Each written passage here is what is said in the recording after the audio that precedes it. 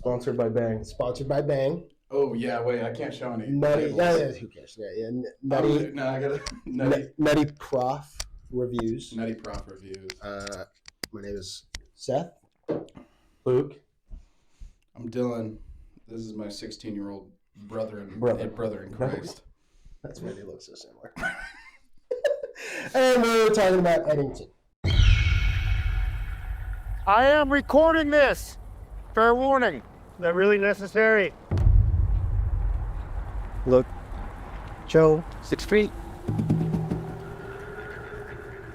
Ari Aster is back with his fourth feature film, Eddington, starring Joaquin Phoenix as Sheriff Joe Cross, who decides to run for mayor of Eddington during the COVID lockdowns in May of 2020 against idiot liberal Democrat Pedro Pascal, who likes masks and is a beta male.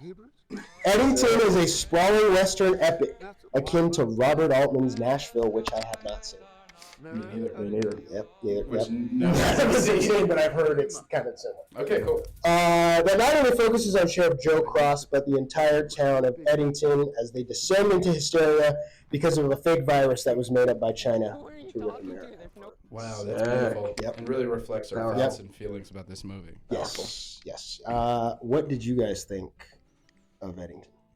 Well, I'll start. First of all, it was the worst theater experience I've ever had. I told you. I was in the same theater.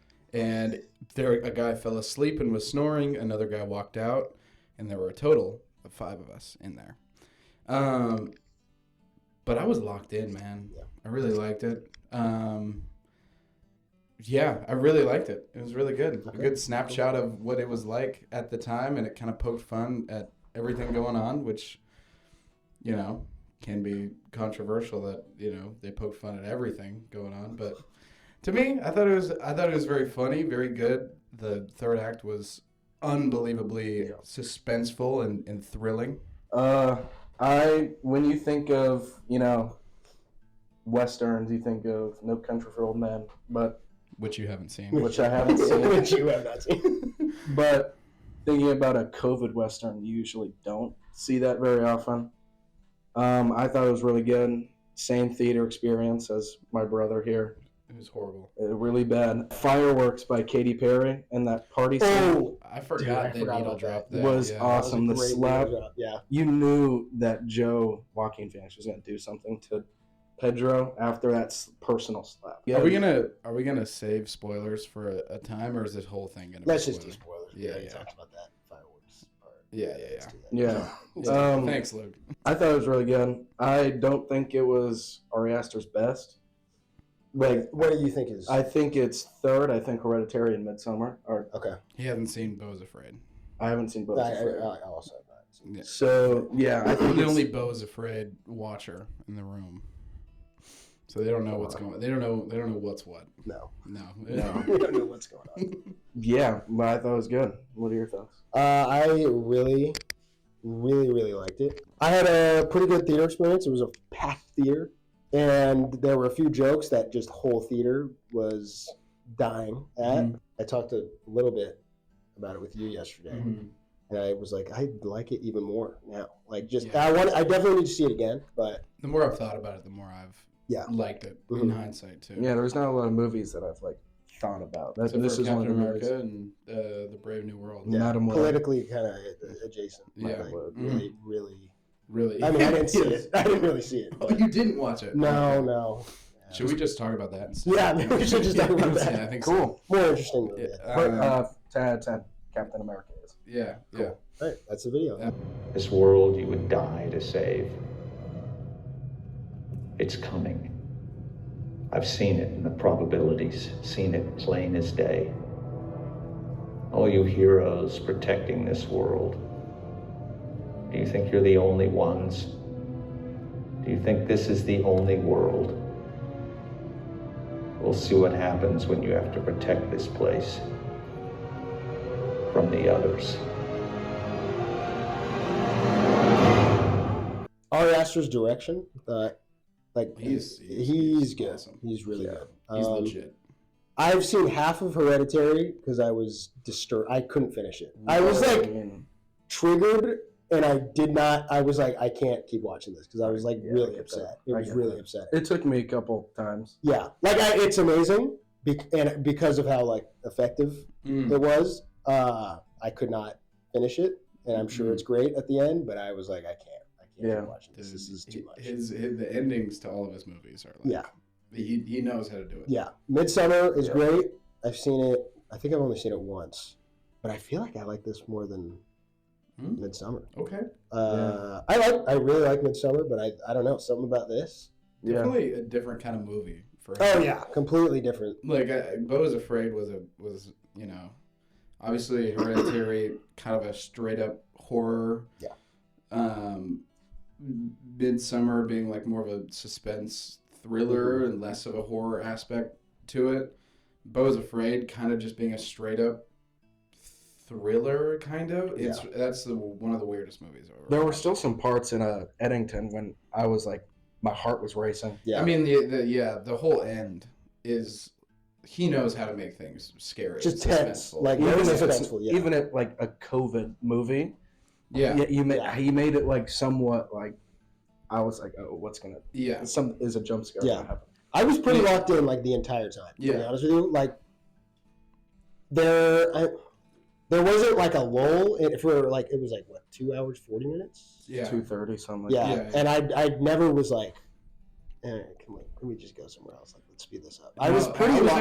I wish that they stuck with more like the Austin Butler stuff. Yeah, I wish they like went more there, and I think that's why I didn't like come out of the theater loving it as much because I kind of, for some reason, wish there was more time. Mm-hmm. Even though it was long, and I did feel that it was long when I was there, but I was locked in the whole time. Like, I just wanted to see more of like what he was up to. Mm-hmm. I feel like because I don't know, he said he's going to do like a sequel with specific characters. I feel like it'll be like that. Yeah, him and Emma Stone. That'd be really cool. Yeah. Anytime he was there, everyone did really well. Yeah.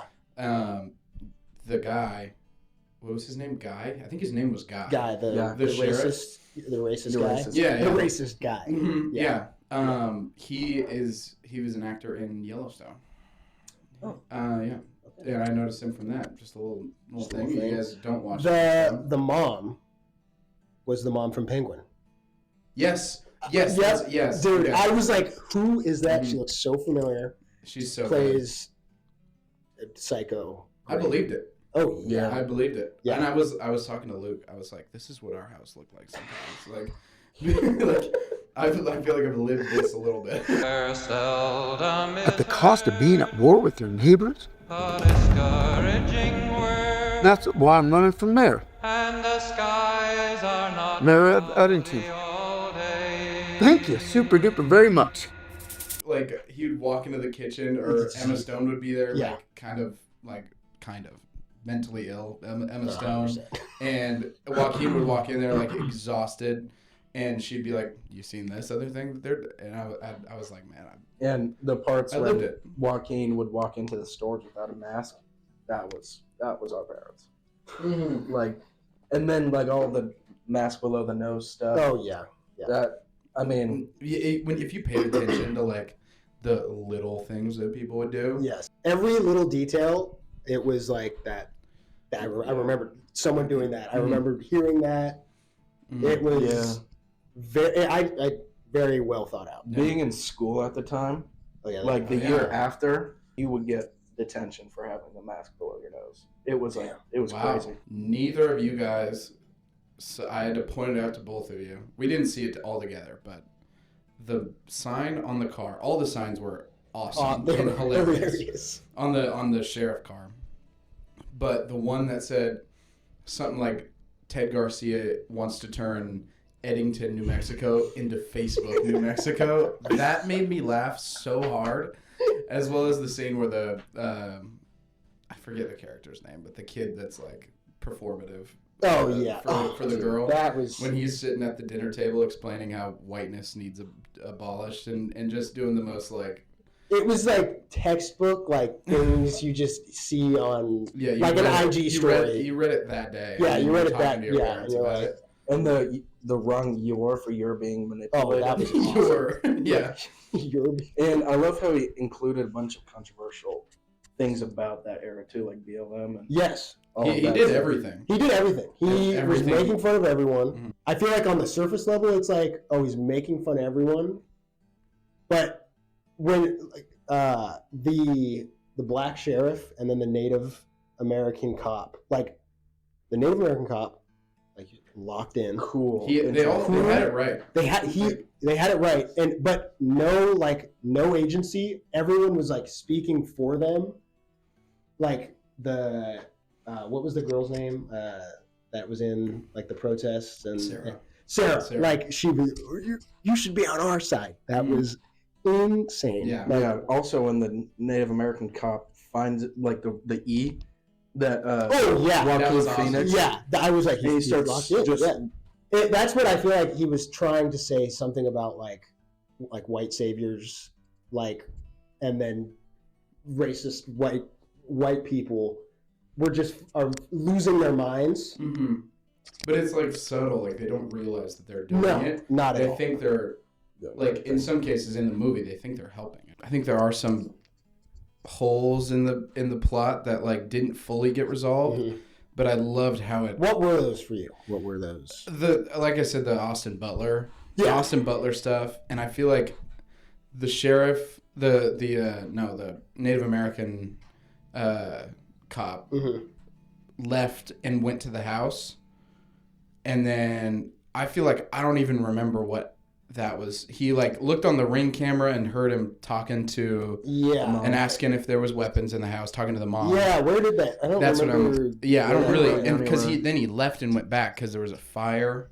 Like it kind of got a little messy in place. I don't know. You can tell it was like put there for a reason. Yeah. Like every little thing. Yeah. Everybody's mask was exactly how it should be Yes. for that Even character. the kind of mask. Yeah. Like the Ted Garcia mask. This is what I heard during COVID, so who knows? This could be fake news. Misinformation. Do your own research. Fauci news. I don't know.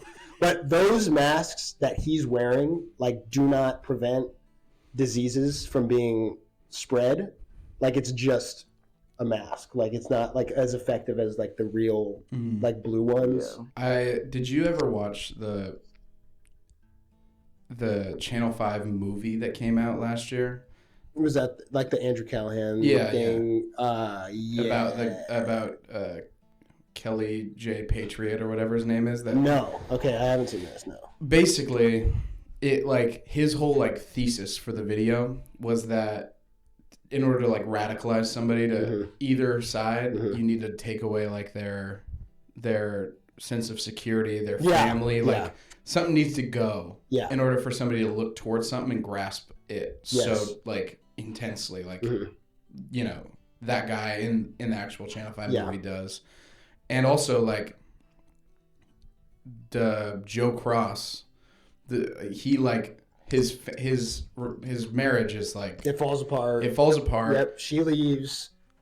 Like all the things that like will drive someone to just grasp toward control in their life in any way. Yeah, whether that's like a cult or an ideology or something like that. Either way. Like and the kid, he just wants to be socially accepted. Yes, yeah. And it leads him to be like an intense left-wing guy, and then when he finds attention from the other side at the end, he becomes Kyle Rittenhouse. He just goes on. Yeah, he's like, okay, I'll do that. Yeah. Like, and so I don't know. Well, and then I feel like the ending of him, like in the town when he's having that shootout, like he was completely, there was no one there, which was very creepy. It was weird. And he was having a shootout with Antifa people. I don't really know. No idea. But I like that he was like just completely alone and like no one was helping him. But like he's in the middle of the town. Like you would think there would be someone like,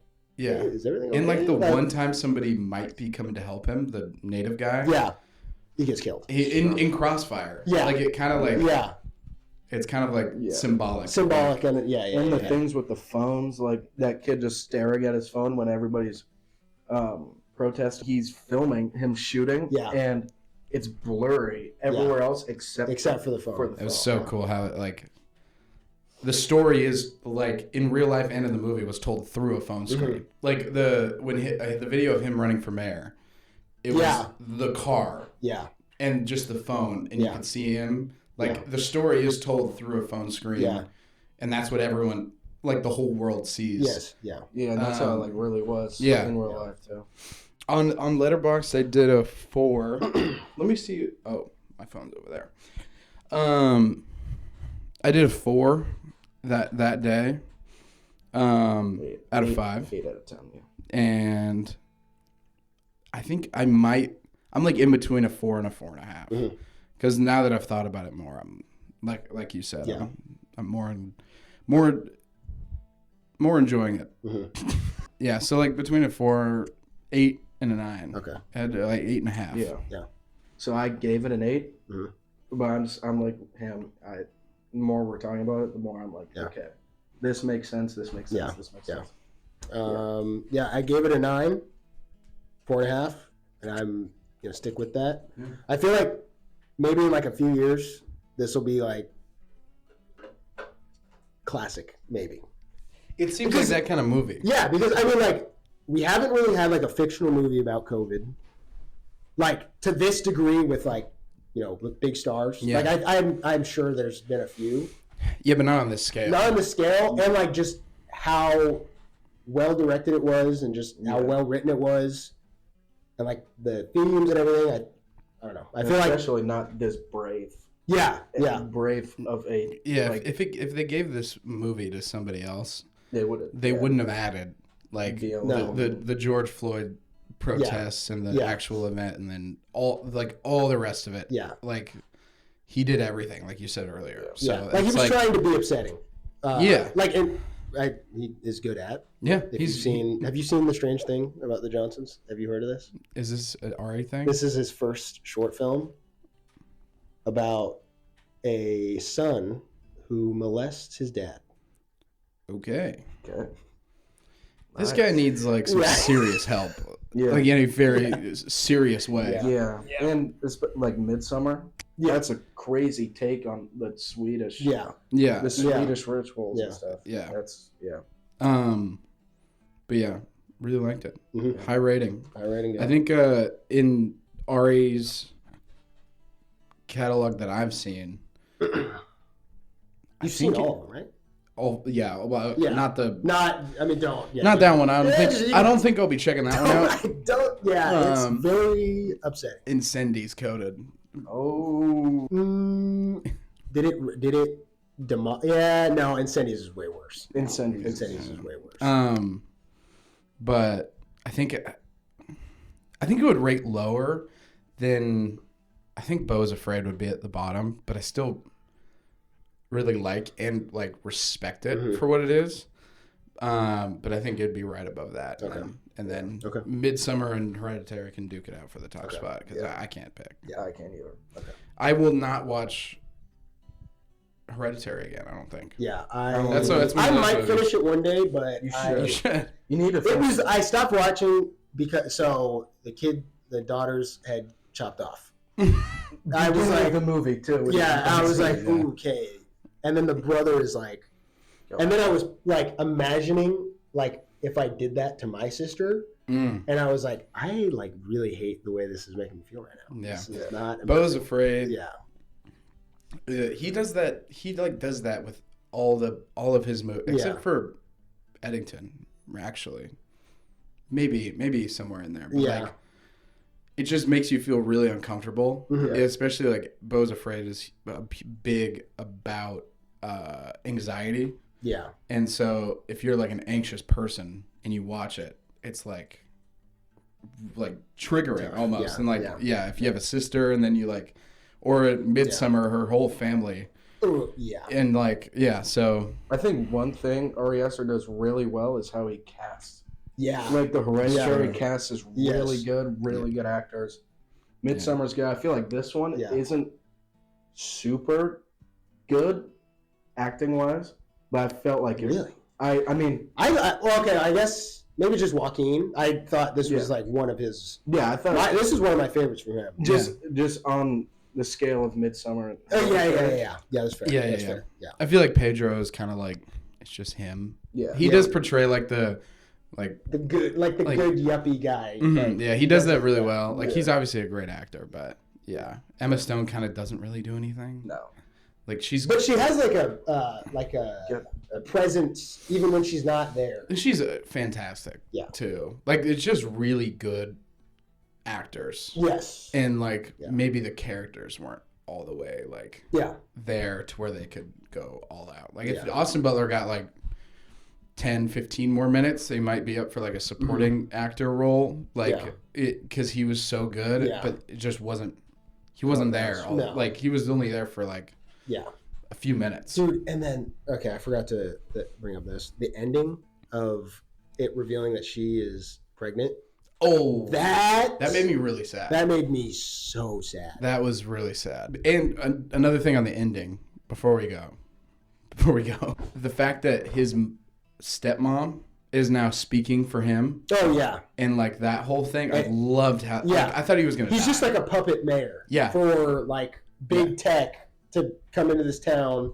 And also her ideas. Yes. And her like that he doesn't agree with. Psycho ideas. Yeah. It's like so good. Yeah. I'm glad he didn't just die. Sheriff? Where to be? You want things simple and neat. We were in a fight against evil. Favorite scene? All right, who wants? You want to go first? I'll go first. I really like the scene where Ted Garcia confronts him outside right after he runs for mayor. He confronts him outside the office. If that's going to be yours, I'll say the scene at the end where the whole ending is so good. The fire is but I'm talking after when he has the gun. Oh yeah. And he's looking left and right and the camera's following his POV. It's like I explained it. I told you it felt like it was a video game because you were like third person with him looking where he was looking, and the breathing and the loud asthma breaths that he's given, and like all the dynamic camera. I'm gonna get a little heady here, so be careful.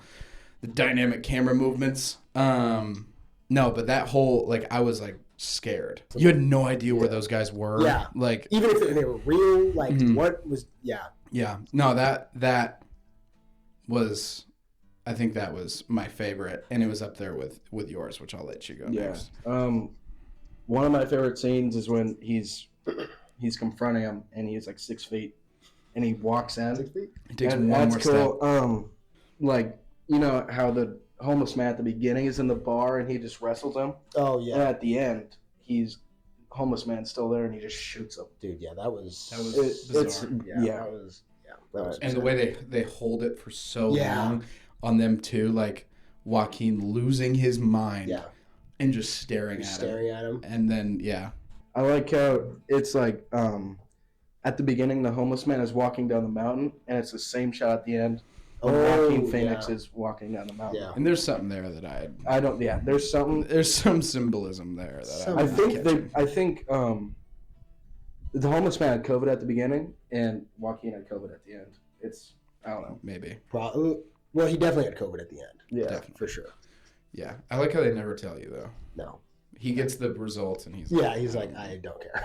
I do not care. Yeah. I am losing. All right, what's your my favorite scene was when he is in his house and he's like looking. He thinks someone's in his house. Oh yeah, dude. And he turns the corner and sees his wife, and he's talking to his wife. Still has the gun pointed. At her, and you're like, okay, his wife's back getting some stuff, and then it just cuts back and it's not her. That freaked me the fuck out. That scene was so that just cut to it not being her made me so uncomfortable. I got chills. I did not enjoy it, but it was and that's the Ari Aster. Exactly. Yeah, exactly. That's exactly what I was going to say. That's just the Ari Aster. That's just how he does it. Mm-hmm. And, Is it shot now? Yes, favorite shot. I mean, me and you might have the same shot. I don't know. I think you know where I'm at. Yeah, the title card shot. Ooh, when it's I the kinda when it's the forgot, road yeah. when it's the road sign and it's light and then it gets dark but it's still reflective. Yeah. And it says Eddington and it's the city.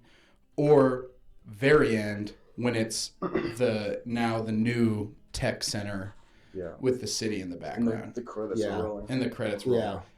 Those two, like the first establishing shot and then the final shot, are two of my favorites. That isn't what I'm gonna pick, but I forgot. That might be my one. But you go. The one I'm picking is oh my god. When Michael the cop shoots and then we pan to the back of the whatever it is, the target, and he shoots a hole. Oh, you can see him in one of the holes, and he shoots. How did they? I have no that idea. I forgot about that. I have no oh my idea. god, that was it. Yeah, That one. That one. That's generational. Like, that is him kinda shooting and the target's here, and then he shoots a hole and it pans and he's in the hole, and he shoots another one. When Luke and I saw it, we both went, "Oh man!" That shot is cool. Very cool. Yeah, I also like the one towards the beginning when they're having the argument, like on one side of the bar, and then like one person's outside and the other person's inside. I want to say they like split it down the middle, like they did. Yeah, They did. that I really like that one. I mean, I saw an Ari Aster interview. He said he was like, I will always choose a take where the camera work might not be perfect, but where the actors' performances are. Yeah. Over a shot that like is visually impressive, but the actors maybe aren't like that's not exactly what they were wanting would serve the character the best. I'll always take a technically flawed take that has great performances and is really alive over a technically perfect but otherwise kind of something where the actors are just not all the way in it.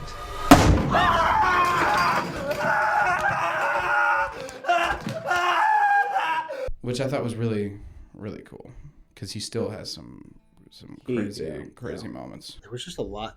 There was a lot that happened that I know, like when we stop recording, I'll be like, I should have talked about it. Yeah. There was so much. There was a lot. For a 2.5 hour movie, there was not a lot of time where I didn't have something that I was engaging with, like thinking about. Yeah. Like, I don't know. Every conversation seemed like really intentional. The slogans that they were bringing up made me laugh so hard. So fucking hard, dude. All the comedy moments hit very hard, really well. Very like hard. It had me laughing throughout the whole thing. even like, I love how he like the comedy was like in the background, kind of some of the times when Joaquin Phoenix is talking to somebody and then someone just says something about COVID that's funny. Yeah, it was almost like friendship, like where there would be like a little line, and you're just like, that was just so in the background, but that was awesome. Like, it was fucking hilarious. Yeah, and especially because it's such a serious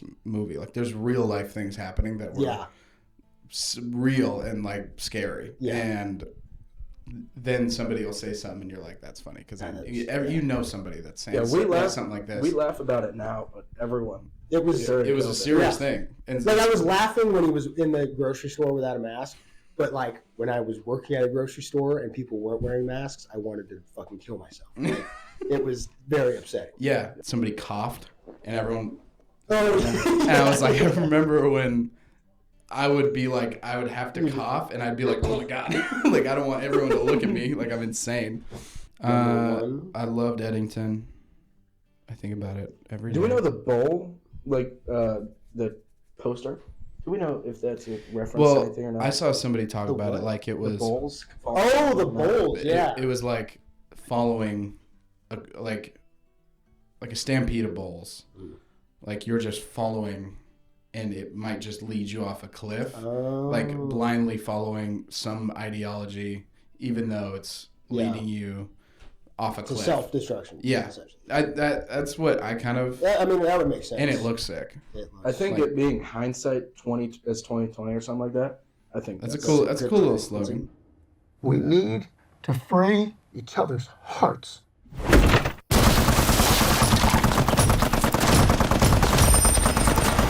would you recommend this movie? I like that. Maybe. Yeah, you gotta like. There's a big preface. Do a background check. Yeah. Like I gotta look this person up on Google. Yeah. Check their digital footprint. Palantir. Yeah. I would recommend it. I was hesitant to recommend it to Cooper because I was like, I don't know, because it's really on the nose about some things.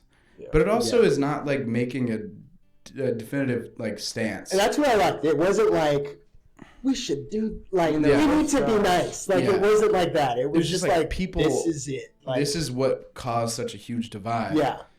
And both sides are insane at times. Yes. And I think if you're somebody who gets really defensive about what you believe in, and like to a way where if somebody makes fun of what you believe or what you were doing at the time, and you're gonna be like offended by that, which is totally valid.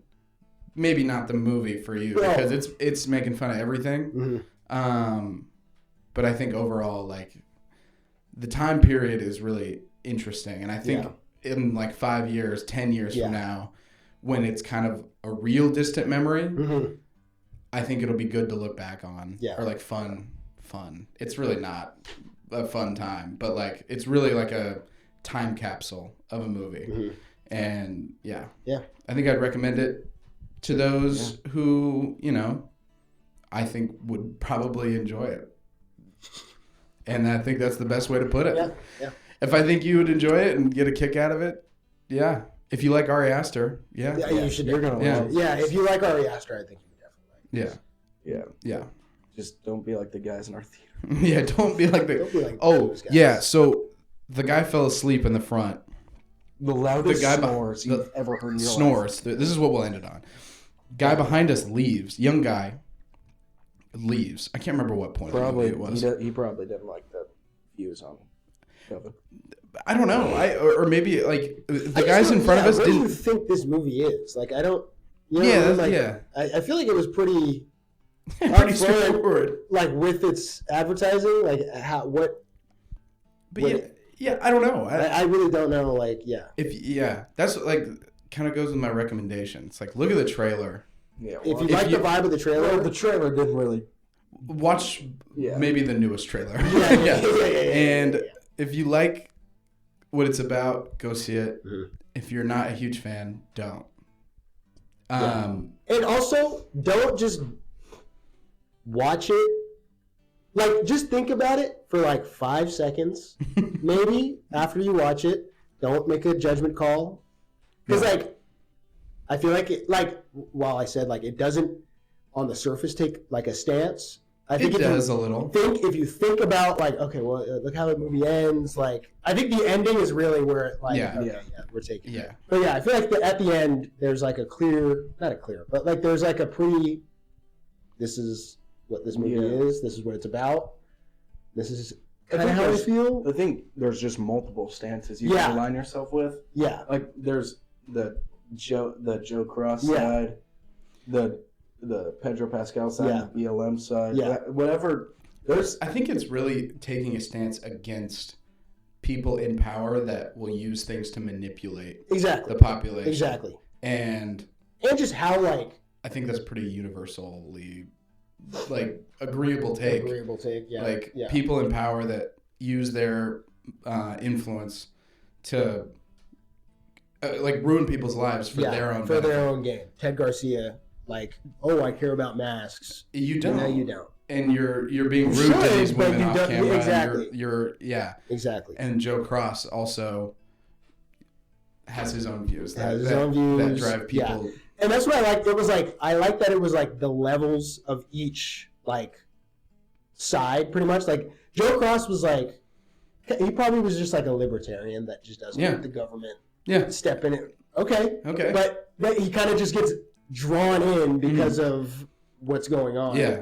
Further and further right. And then he's going insane thinking Antifa is in his city, which they were, I guess. I don't know. Joe Cross is all right about everything. I guess that's the thing we can take away. Yeah, that's the takeaway. And also the Austin Butler like the conspiracy Yes, rabbit yeah. hole side of it. Yeah. There was like these two sides and then the awesome mom was like, the numbers that the podcast that she was listening to, where there was like 56%. Oh yeah. And then there's the number 56, and Tom Hanks is also 56 years old, and he was the first one to get COVID. I was like, this is fucking incredible. Yeah. So I think that's like overall the stance that they take. Yeah. Like that's the big takeaway. Yeah. Which I think is a good, a universally loved stance, like I said. So, yeah. But I think, people that can't like think about a movie for more than 2 seconds, they're gonna be like, this is baloney. I don't know. I can't. The guys in front of us, after sleeping, let me reiterate, stand up. Oh, we wasted 2.5 hours of our life on this. I thought this was going to be an action western. What the hell did I get myself into? I'm never watching an A24 movie ever again. Yep. And they're like, oh, did you guys like this? Expecting us not to like it. Yeah, did you guys like it? Yeah. Yes, I liked it. Yeah. Moral of the story. Watch our review coming out. NuttyProf Reviews. Yeah, the NuttyProf. The NuttyProf moral of the story is don't be an asshole in the theater. Even if you don't like the movie, you can walk out. That's totally fine. That guy's go ahead. fine. That's kind of stupid in my opinion, but he paid at least that guy was respectful. The funny thing is, one of the two guys was sleeping. Why not wake your friend up? That's what I they were together. Why They lived not together. wake him up? Also, weren't they you said they were sitting like 10 seats apart. Yeah, they were sitting so far apart from each other, dude. It's so odd. Yeah. So strange. Moral of this video is be nice to other people. Be nice to people. Yeah. That's what Eddington and be nice in was general. kind of all about. Yeah. It's the friends we made along the way. Exactly. The Eddington we made all along. Real. Edgington. The Edgington. Yes, Edgington. I want to see that movie. Hey, yo.